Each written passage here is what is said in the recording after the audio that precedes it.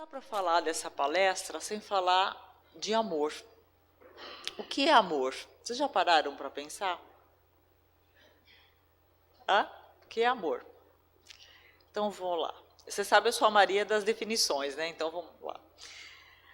No nosso dicionário está assim: amor é uma emoção ou sentimento que leva uma pessoa a desejar o bem da outra pessoa ou coisa.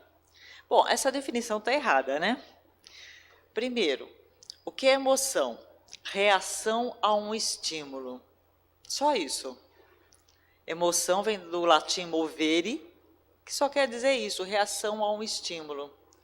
Então, se o amor é um estímulo, o estímulo passa. Não é verdade? O estímulo passa, então não pode ser amor, que amor tem que ser uma coisa perene. Se confunde muito paixão com amor. Aí a gente ouve coisas assim: nossa, eu estou tão apaixonada por ele, ou por ela, né? Que eu não paro de pensar nele. Isso é amor? Não, isso é paixão. E como todo mundo aqui é adulto, vamos falar a palavra correta. Uma grande percentagem de paixão é tesão. Não é verdade? Tá? Não, não é amor. Tanto que paixão não dura. A paixão dura no máximo 2 anos. E quando um casal resolve casar, justamente quando ele está nessa fase da paixão, o casamento comumente não dá certo. Porque a paixão é uma obsessão. É uma obsessão. Você não para de pensar na pessoa, você quer estar com a pessoa. É obsessão entre vivos. É natural? É. Tá certo? É natural de acontecer? É. Mas não é um sentimento, não é uma emoção madura. Porque quando a emoção ela passa a ser uma emoção madura, essa paixão, ou ela se extingue, ou ela vira amor. Que é o quê? Algo estável. Tá? O amor é uma coisa estável. Por exemplo, amor dos pais a um filho. O filho pode andar pelos piores caminhos. O pai e a mãe vão deixar de amá-lo? Não. É o que Deus tem por nós. Nós cometemos 1000 erros, 1000 erros, 1000 erros, mas Ele sempre nos ama. Veja bem, é desejar o bem ao outro. E como é esse bem? Esse bem tem que ser a longo prazo. Eu estou falando em relação a Deus a nós. Por exemplo, teu filho não quer ir na escola. Ele odeia a escola.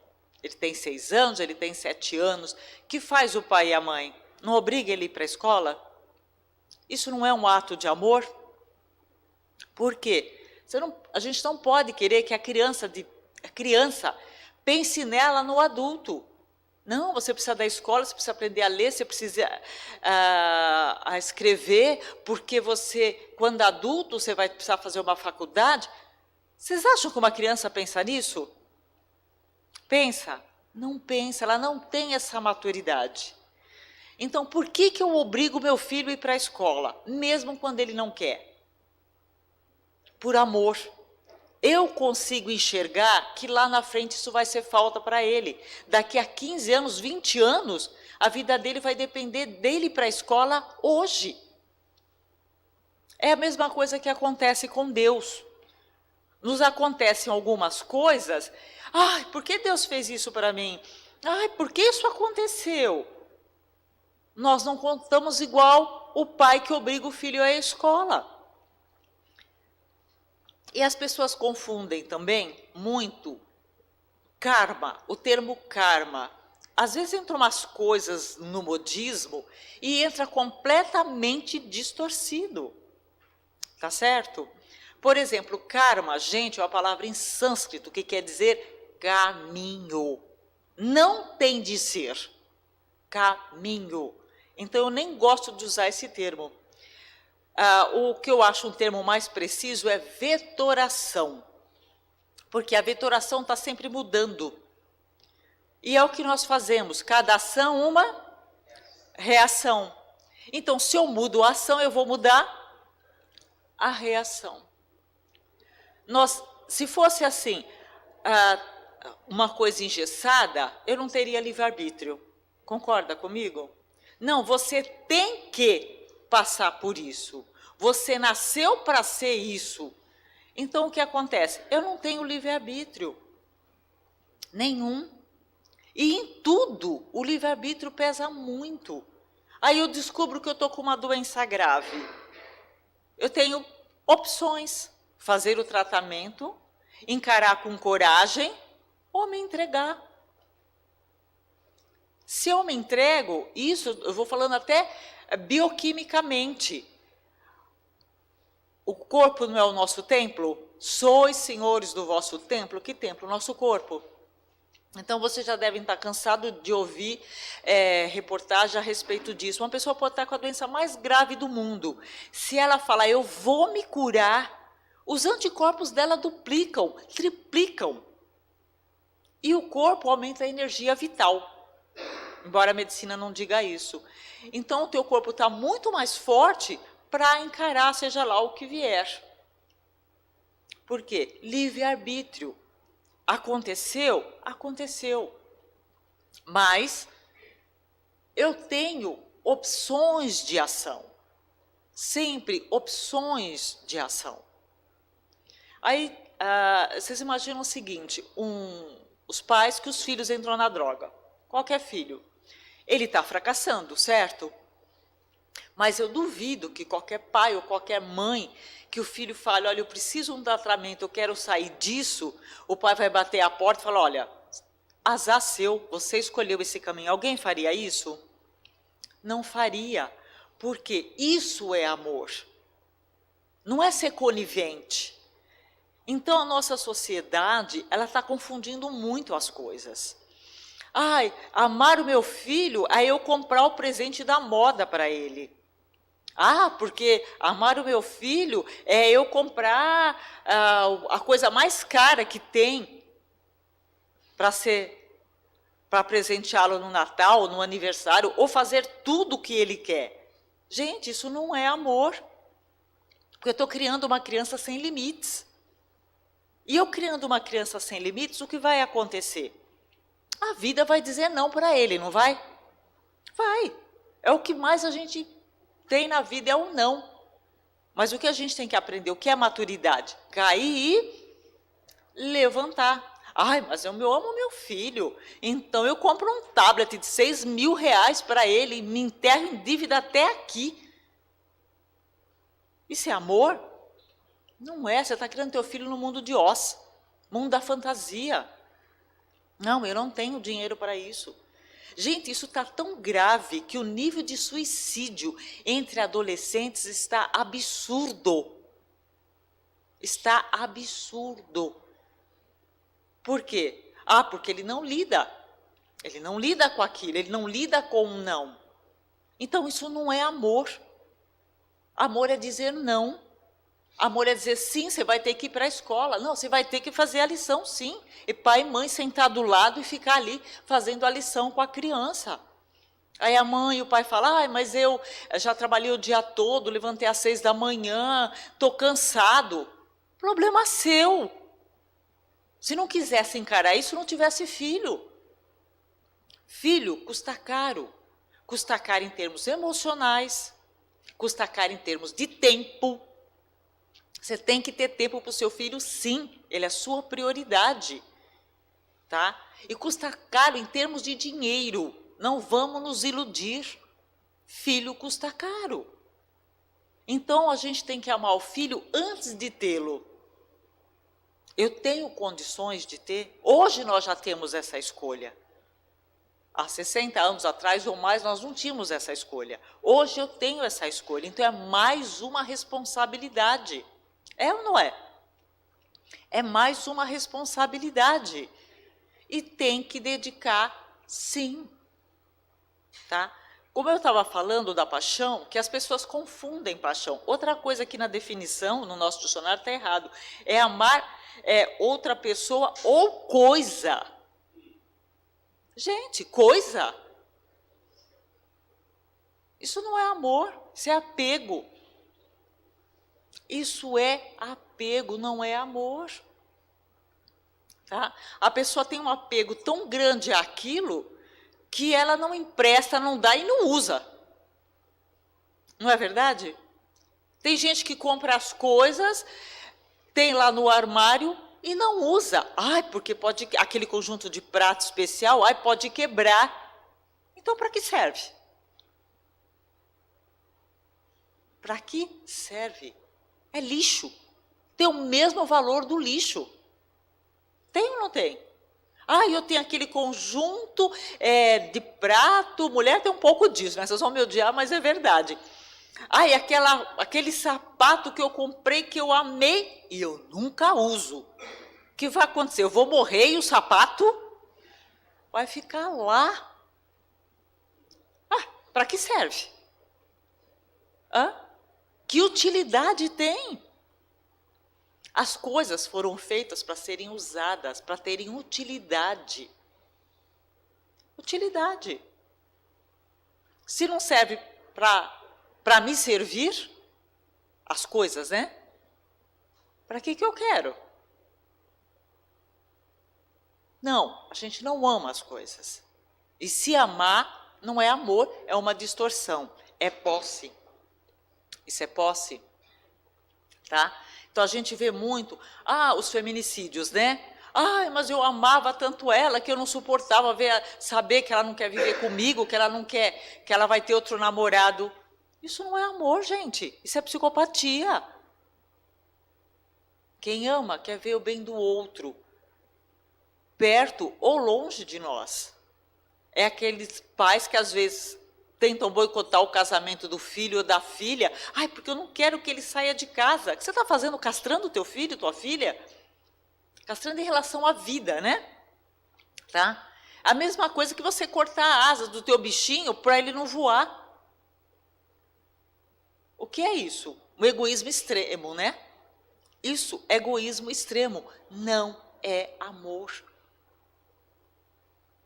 Se você ama o que você quer que teu filho tenha vida, que a tua filha tenha vida, que ela case, que ela tenha uma família, que ela vá morar longe de você se for necessário. Se ela quer realizar a vida dela no exterior, é um direito dela. Batalhar por novas oportunidades é um direito dela. Eu vou sentir saudade? Sem dúvida. Vou sentir falta? Sem dúvida. Mas se eu a amo, eu quero o melhor para ela. E o melhor para ela é a escolha dela, não a minha. Tá? Não a minha. Escolher pelo outro tem outro nome, isso chama tirania. As coisas têm que ser do jeito que eu quero. Não, você vai se formar em direito porque meu pai se formou em direito, eu sou formada em direito e você vai fazer direito. Isso é amor? Não, isso é tirania. Ele tem o direito de escolher as opções dele. Vai quebrar a cara? Muitas vezes vai, certo? E nós? Quantas vezes entramos num projeto e nos demos mal? Quantas vezes? Eu tenho o direito de falar para ele, não, você não vai errar, se eu vivo errando. Existe uma diferença muito grande entre escolha e decisão, tá certo? E nós não tomamos decisão, nós temos escolhas. Então vamos lá. Decisão é quando eu tenho todas as variantes e eu decido aquilo, certo? Isso é decisão. Escolha, eu não tenho o domínio das variantes. E aí eu opto por um lado ou por outro. Gente, no nosso cotidiano, na nossa vida, quantas vezes nós temos o controle de tudo para tomar uma decisão? Nunca. Não é verdade? Nunca. Porque você vive no meio familiar, social, político e histórico, que não depende só de você. Depende de você.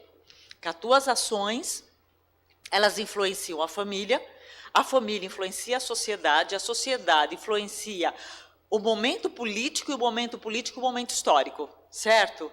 É meio assustador, mas isso é real, tá? Então, se eu tenho equilíbrio na minha família, eu tento contaminar as pessoas ao meu meio, do meu meio familiar com equilíbrio. Se eu conseguir isso na minha família, aqueles meus parentes próximos, né? Eu falo marido, esposa, filhos e tal. O que eles vão fazer? Eles vão passar esse equilíbrio para a sociedade, né? E isso vai num crescendo, não é verdade? Vai num crescendo. Então, por que eu falo que a gente normalmente só faz escolhas? Tá? Porque as ferramentas que nós temos para a decisão, normalmente são limitadas, bem limitadas. Então, eu resolvo me casar, certo? E eu quero que esse casamento dê certo. Quero que esse casamento dê certo. Mas para ele dar certo, depende só de mim? Não, não depende. Então, eu estou fazendo uma escolha. Deu para entender? Estou fazendo uma escolha. Porque essa não é uma decisão. Não é uma decisão. Mesmo a minha carreira. Eu quero estudar tal coisa, me formo em tal coisa. Eu estou num mundo que a realidade é muito mutante, certo? Então, muitas profissões, a hora que a pessoa acabou de se formar, ela já não tem o mesmo valor que ela tinha antes, quando eu comecei a faculdade. Por exemplo, engenharia civil. Há 10 anos atrás, 12 anos atrás, estava tendo uma construção atrás da outra, não era? As construtoras estavam bombando, porque a gente tem uma carência muito grande de imóvel, né? Estavam bombando, construindo, que foi uma crise dos anos 80 que as construtoras pararam de construir, certo? Porque as pessoas naquela época compravam um imóvel, a prestação ia subindo, que nem uma doida, e ninguém tinha dinheiro para acompanhar isso, porque o salário não sobe igual. E aí o que aconteceu? Começou a ter um monte de devolução, as pessoas perderem o imóvel. Perderem o imóvel. Tá? Quem viveu os anos 80 sabe disso. E quem não viveu é só olhar no Google. Certo? Famoso Google. Tá? Foi uma crise terrível. E aí, quando começou de novo elas a construírem, o que aconteceu? Não tinha engenheiro civil, não tinha arquiteto, porque ninguém se formava, porque ia ficar desempregado. E aí a faculdade, nossa, o salário está bom, vou para lá. E aí o que aconteceu? Veio de novo uma crise. E aí quem se formou engenheiro civil, que fez essa escolha lá atrás, certo? Ele fez uma escolha. Ele não tomou uma decisão. Deu para entender a diferença? O mercado mudou. Foi por culpa dele? Não. Ele fez a escolha errada? Não. Ele fez uma escolha dentro dos parâmetros daquela realidade que ele estava vivendo. Deu para entender? E aí, vou voltar a falar de novo do relacionamento marido e mulher.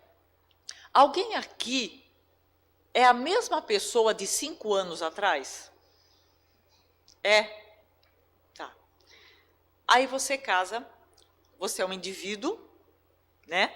2 indivíduos. Só, principalmente atualmente, né? Nós vamos mudando, certo? Aí depois de 10 anos, você olha para o seu parceiro, ele não é aquela pessoa que você escolheu. E nem você é a pessoa que ele escolheu.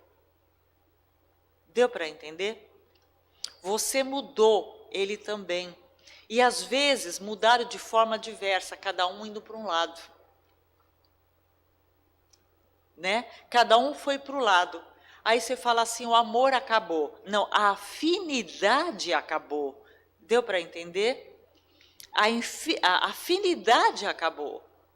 Por quê? Porque nós fomos mudando. A nossa cultura mudou, as nossas exigências mudaram. Por isso que as pessoas falam assim, mas os casamentos não dão mais certo. Porque está tudo mudando muito rápido. Antigamente, vou falar lá dos anos 50 para trás, a mulher tinha que ficar com o marido, não era? Ela tinha que ficar com o marido, isso não era amor, era pressão social, tá? Porque muitas vezes casava numa época que não tinha maturidade, que se casava com menor ainda, né? Hoje seria pedofilia, mas os pais casavam as filhas com 14 anos.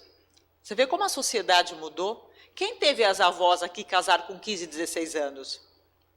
Não é uma realidade? Né? Porque era uma realidade da época, hoje não. Tá? E casavam muitas vezes com homens muito mais velhos. Homem de 25, um homem de 30. Tá? Porque os pais escolhiam os maridos para as filhas, mais ou menos de acordo com a condição financeira do fulano. Tá? Porque o que ele pensava, não, a minha filha vai ter comida todo dia no prato, vai poder morar, vai poder vestir. O parâmetro era outro. Tá? Quando a gente for julgar alguma coisa, a gente tem sempre que ver qual era o parâmetro. Tá? E o marido podia ser uma desgraça. E se ela falasse para os pais, eu quero me separar, eu preciso me separar, o que o pai e a mãe falavam? Mas falta alguma coisa em casa? Se não falta, ele é um marido maravilhoso. Era só esse o parâmetro.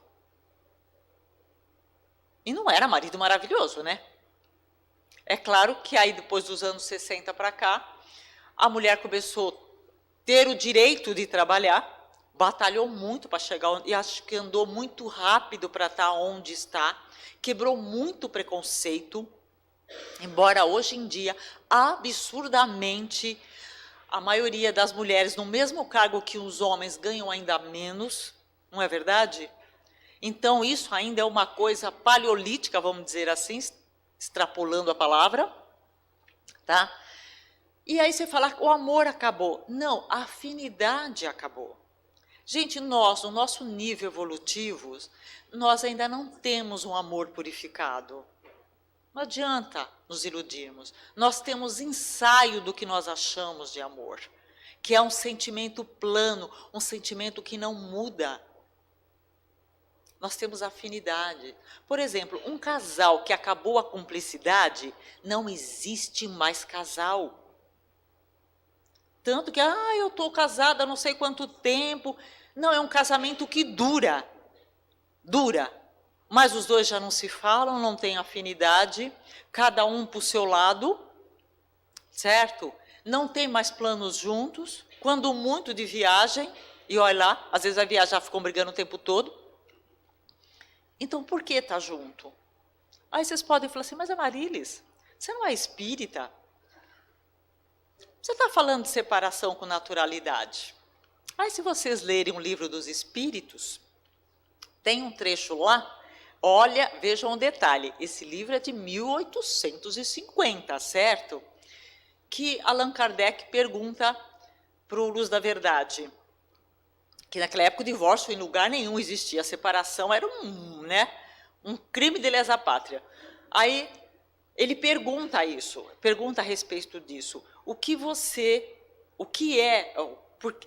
por que as pessoas têm que morarem juntas?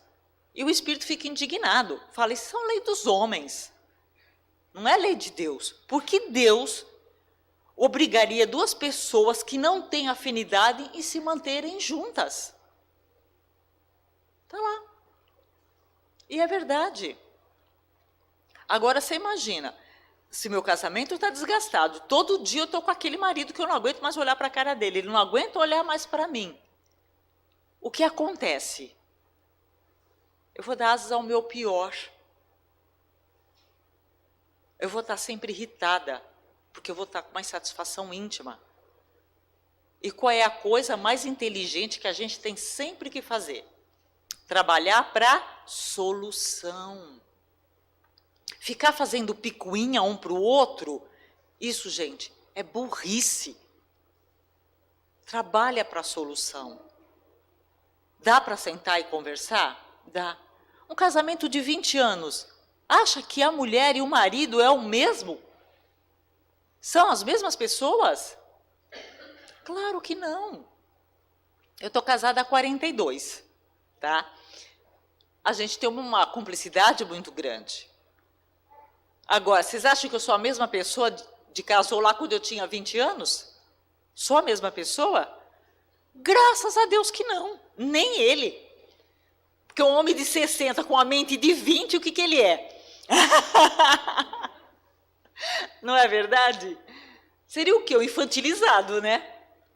Apesar que acontece, vocês sabem o que são as Barbies? As mulheres Barbies? São as mulheres de 50 a 60 que ainda pensa que é boneca. Termo da psicologia, viu, gente? Mães que disputam com as filhas, querem se vestir iguais, falar igual, se comportar igual. E só faz o quê? Papel de ridículo. Né? Cada um no seu quadrado. Cada um no seu quadrado. Porque não tem a maturidade, não deveria ter a maturidade de 20. Né? Não deveria ter. Mas ela quer ter a maturidade de 20. A cabeça oca do adolescente, né? Isso que é grave. Porque eu falo, tudo tem a sua fase. O adolescente quer ser cabeça oca, ainda está no direito dele, certo? Tanto que o adolescente, normalmente, ele acha que ele domina o mundo, né? Ele sabe tudo. Ele é o the best. Pai e mãe não sabe nada. Ele é o ótimo, né? Você vai discutir, ele fala as maiores barbaridades com uma propriedade absurda. Mas isso faz parte do crescer dele. E não adianta pai e mãe ficar apurrinhando. Crescer dói, gente. Alguém aqui cresceu sem doer? Não, né? Crescer dói. E crescer dói. É falta de amor de Deus? Não.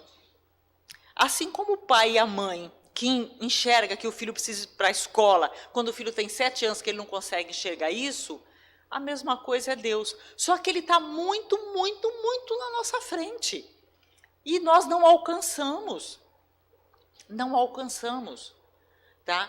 Então, bateu, levou, né? A lei de reação, ação e reação é isso, né? Bateu, levou. E tem um trecho de Jesus que ele diz o seguinte: quanto maior for dado, maior será exigido. Tá? Não é isso que ele fala? Aí você fala, mas o que ele quis dizer com isso? Que é o seguinte, se você está no primário, figuramente falando, você pode errar a tabuada, não pode? Pode, não pode? Aí você está lá, teu filho chega, ai mãe, eu errei, aqui é minha conta de somar, de dividir, não sei o que, ele tem dificuldade, é natural? É natural, certo? Agora, se teu filho está no colegial, não sabe a tabuada, não sabe fazer uma conta de somar e de dividir, é perdoável? Não, não é perdoável. É isso que Jesus quis dizer. Quanto mais é dado, quanto mais conhecimento você tem, menos será tolerado você errar. Por quê? Porque você já sabe. Ou deveria saber. Deveria saber. É falta de amor? Não. Não é falta de amor. Porque o que acontece? Nós estamos evoluindo, evoluindo, evoluindo, e um dia, bem lá na frente, certo? Nós vamos estar ajudando a dirigir o universo. Gente, vocês têm noção o que é dirigir um universo? Quem é chefe aqui de empresa já sabe que é só pepino, não é? Tá? É só pepino. E é uma escala, certo? Há uma escala, tem o presidente, tem o diretor, o superintendente, tem uma escala. Vocês têm noção do que é o universo? Vamos ter a arrogância de tentar pensar nisso. Então, é trabalho. É trabalho. Mas, para uma empresa rodar redonda, que nem a gente fala, precisa do quê? De gente capacitada. E o que nós estamos fazendo aqui? Sendo capacitados. Porque o universo está em expansão, vocês sabem disso, né? E está precisando de trabalhadores. Certo? Nós somos os candidatos. Só que a gente já está no pré-primário. Tá certo? Por isso que muitas coisas são toleradas. E no plano espiritual? Alguém acha que fica lá passando a mão em carneirinho, sentado na grama? Quando eu vejo isso em filme, eu me arrepio, viu, gente? Eu me arrepio. Porque muitos de nós encarnados, trabalhamos como socorristas. Vocês sabiam disso? Um dia, trabalhando como socorrista do lado de lá. Vocês sabem que eu sou uma médium, né? Psicógrafa, tenho vários livros publicados. E eu trafego dos dois lados. Tá? Eu, normalmente, fora desse meio, eu não costumo falar isso, porque vão pensar que eu sou louca. O que é loucura? Tá? O que é loucura? O que é normal, aliás? O que é normal é você fingir que é normal, que é igual a todo mundo, né? E todo mundo tem sua loucura, né? Só que dá uma escondidinha. Fica para os íntimos.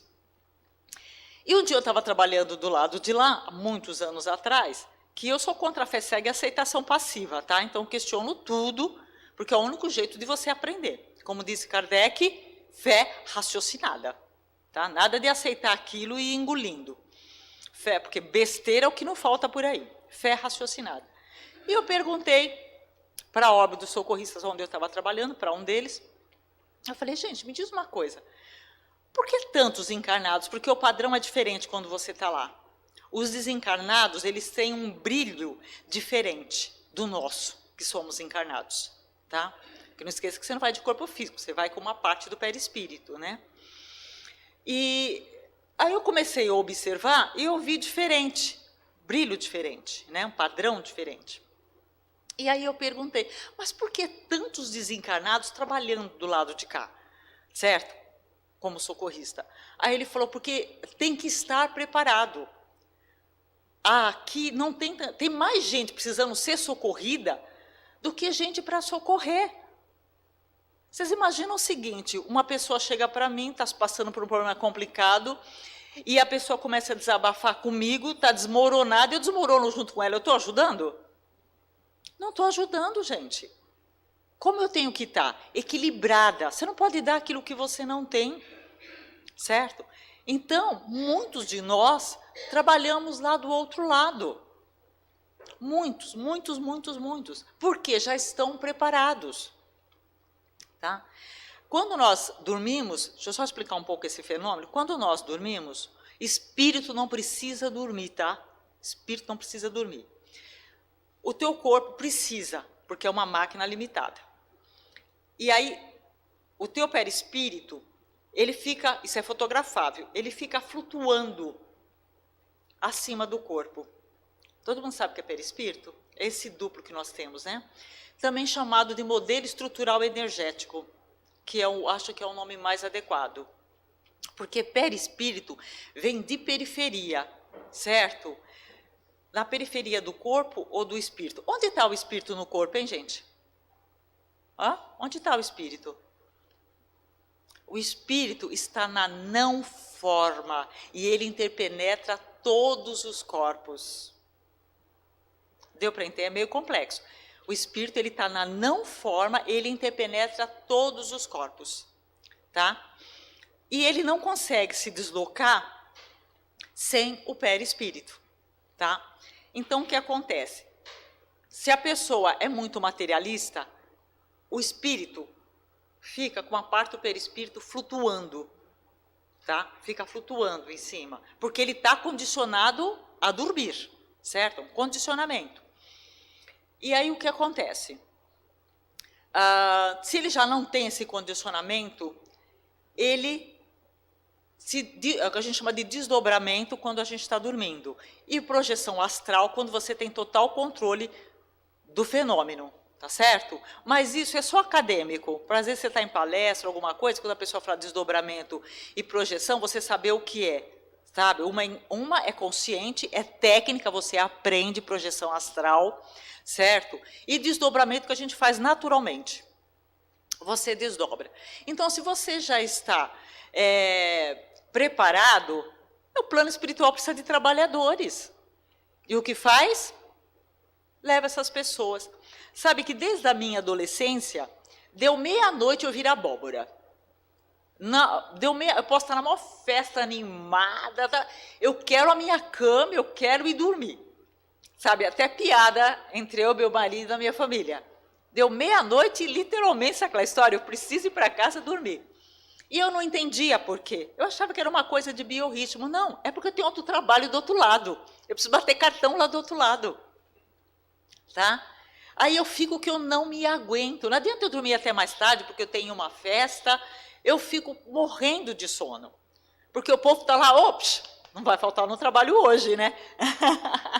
Não pode faltar. Isso acontece com vocês também. Só que vocês não têm essa consciência. Tá? Então, quando nós dormimos, tá, o nosso espírito, ele se desloca, se nós já não somos tão materialistas. Então, o que acontece? Vamos supor que eu estou preocupado com a minha irmã e vamos supor que ela mora lá no Japão, né? Ai, hoje eu quero falar com a minha irmã, mas eu não consigo ligar para ela, porque é uma ligação meio complexa, não sei o que, eu não consigo falar com ela, e eu fico com aquilo na mente. Aí eu vou dormir e eu penso assim, preciso falar, amanhã a primeira coisa que eu vou fazer é ligar para minha irmã. Aí no dia seguinte, eu falo, pô, eu estou tão preocupada com ela que eu sonhei com ela. Isso não é comum? É comum a gente ouvir as pessoas, ou passar por isso, ou ouvir já... Não, você não sonhou, você esteve lá. Deu para entender? Você esteve lá. Porque a hora que você fala, eu preciso, eu quero, eu preciso, eu quero, a hora que você dormiu, você foi. E para o espírito não existe espaço. Pensou, está lá. Pensou, está lá. Certo? Não existe espaço. Tá? E aí o que acontece? Eu fui lá, aí eu volto e falo, pô, eu conversei com ela estava bem, eu achei que ela estava doentada, ela estava não sei o quê, e eu faço uma narra pensando que isso foi o quê? Uma ilusão. Aí quando eu falo, ela fala, ai não, eu não estou bem, eu estou com uma gripe muito forte, não sei o quê. Mas eu já sabia, porque eu já sonhei, já estive lá. Toda vez que a gente tiver raciocínio lógico e censura, você não está sonhando em termo de ilusão. Você esteve lá, você está desdobrado. Alguém aqui já lembrou que estava em palestra? Já? Em palestra? Não? Isso acontece muito. Quantas vezes vocês têm informação que quando você vai falar, onde eu li isso? Onde eu vi isso? Já aconteceu? Porque a gente vai assistir palestra lá no plano espiritual. E sabe como acontece? É muito curioso. As pessoas, aí vai dando o horário das pessoas acordarem, certo? A pessoa, ela some, da cadeira, ela some, até grandes decisões do planeta, você fica sabendo antes lá no plano espiritual. Antes de ter aquela tsunami lá na Ásia, vocês lembram, uns anos atrás, que foi um caótico aquilo, já existia a vetoração, certo? E eu numa palestra, no plano espiritual, a gente estava fazendo vibração, eles pedindo para a gente fazer vibração para aquele local. Só que a gente não sabia o que ia acontecer. Nós não sabíamos o que ia acontecer. Aí, claro, né? Nós espíritas vivemos fazendo vibração, né? E aí o que acontece? E aí depois de uns dias, aconteceu. Eu falei, então era para isso que eles estavam pedindo. Pediram, inclusive, nas casas espíritas, né? Tá? E eu estava desdobrada e eles estavam pedindo um local específico, né? Provavelmente é pelo planeta, pela família, né? Pelo país e pelo planeta. Não, mas eles estavam pulando tudo isso e naquele local específico. Eu achei aquilo curioso, mas não pedi explicação. Tá? Não pedi explicação. Achei que não era devido, né? Embora eu seja uma chata, eu não pedi explicação. Gente, dúvidas? Deu para vocês entenderem? Tá? Então, amar não é aceitar tudo. Não é criar ponto de conforto. Certo? É claro, você quer o bem da pessoa. Não é porque você, eu amo, eu vou ficar apurrinhando. Não. É você chegar... Quando você prova que você gosta de um amigo, quando ele está fazendo alguma coisa de errado, e você, figurativamente falando, você vai lá e bate na cara dele. Não é verdade? Você chama, deixa de ser burro, isso não vai dar certo. Ou é você ser conivente? Você sabendo que ele vai quebrar a cara, ele está olhando por um lado que ele não está vendo, e você cruza os braços e deixa? Hã? O pai e mãe, está vendo que teu filho vai se dar mal e você vai deixar? Não, gente, isso é falta de amor, isso é comodismo, eu não quero me meter. Ah, não, a vida é dele, se meta. Aí quando ele quebra a cara, você podia ter feito alguma coisa. É claro que se você está mostrando um ponto de vista e ele não quer aceitar, é direito dele. Deu para entender? Errar é nosso direito por causa do nível evolutivo que nós estamos. Mas o que a gente tem que fazer? Racionalizar as nossas escolhas, porque as variantes não estão todas no nosso controle, certo? Então nós não tomamos decisão, normalmente nós fazemos escolhas, porque tem muitas variantes, tá? Muitas variantes que estão fora do nosso controle. Tá? Então, a definição, voltando ao começo, amor é uma emoção errado. Amor não é uma emoção. Emoção, eu vou dar uma repassada, é reação a um estímulo. Então, se é uma reação a um estímulo, não é um sentimento, que é uma coisa plana e durável, tá certo? Que leva a pessoa a desejar o bem de outra pessoa. Isso está correto. Ou coisa não. Tá certo? Coisa não. Tá? Então eu amo aquele meu vaso mais do que meu filho. Opa! Se apego, coisa a gente tem apego, não tem amor. Você pode ter amor a um bicho. Aliás, eu acho que é o amor mais abnegado, porque ele não te dá nada, né? O cachorro ainda é lata. Agora, se você tiver gato que nem eu, nem isso ele faz. Nem marcar presença. Né? Eu brinco assim, porque dos gatos, né? Eu falo assim, pô, mas late um pouco para fingir que faz alguma coisa. Porque o cachorro ainda se aproxima alguém, ele faz um trabalho, né? O gato nem isso. Então, quem tem gato sabe que gato é um bicho folgado. Mas eles evoluem muito mais rápido com a nossa convivência. Quem tem bicho sabe disso. Tá? Quem tem bicho sabe disso. Tem os vídeos que rodam na internet, muito interessantes, sobre cachorros. É o pessoal que tem face de cachorro, ele faz alguma arte, por exemplo, destrói o papel higiênico, o dono fala assim, mas quem fez isso? Ele vira a cara. Quem, eu? Ele vira a cara. Quem destruiu o papel higiênico? Quem mordeu o sofá? Então ele está sabendo que ele fez alguma coisa errada. Ele já sabe. Gente, é assim, vocês imaginam uma escadaria evolutiva, tá? Uma escadaria. Então, se eu convivo com a pessoa que está numa escada acima de mim, eu aprendo com ela, tá certo? E isso vai indo até lá embaixo. Então, os animais que vão convivendo com a gente, nós somos mais evoluídos, espero eu, né? Nós somos mais evoluídos, ele vai aprendendo com a gente, tá certo? Agora, é claro, se você pega um animal e trata ele com agressividade, ele vai ser agressivo. Tanto que o pessoal fala, o pitbull não é agressivo é o dono. Tá certo? É como teus filhos, se você trata o teu filho com compreensão, com amor, certo? O que acontece? Provavelmente ele também vai refletir isso lá na frente. Agora, se você trata com indiferença, depois, quando ele fica adulto, quer que ele seja seu amigo. Vai ser? Não vai. Porque a amizade não acontece de um dia para o outro. É uma coisa cultivada, como o amor no nível que nós conseguimos amar. Ele também é uma coisa cultivada do dia a dia. Não é verdade?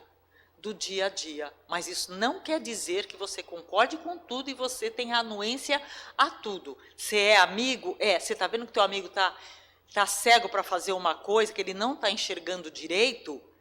Você tem que falar sim. Agora, se ele falar, não, eu vou fazer do meu jeito, aí o problema tipo 2. Ele também tem direito de errar. Certo? Que a gente não tem o direito de falar para ele assim, bem feito, falei para você, agora se ferra. Isso é falta de amor. Pô, em que eu posso te ajudar agora? Eu sabia, mas tudo bem, você fez, é um direito dele de errar. O que eu posso te ajudar agora? A ajudar, não carregar nas costas, hein? Porque tem muita gente folgada que quer errar, mas quer que os outros limpem. Isso também é falta de amor. Você ficar limpando o erro dos outros, porque senão ele nunca aprende. Por isso que Deus, nessa bondade infinita, nesse amor infinito, ele deixa a gente quebrar a cara um monte. Não é falta de amor, é que ele está enxergando lá na frente. Tudo bem, gente? Consegui ser clara? Obrigada.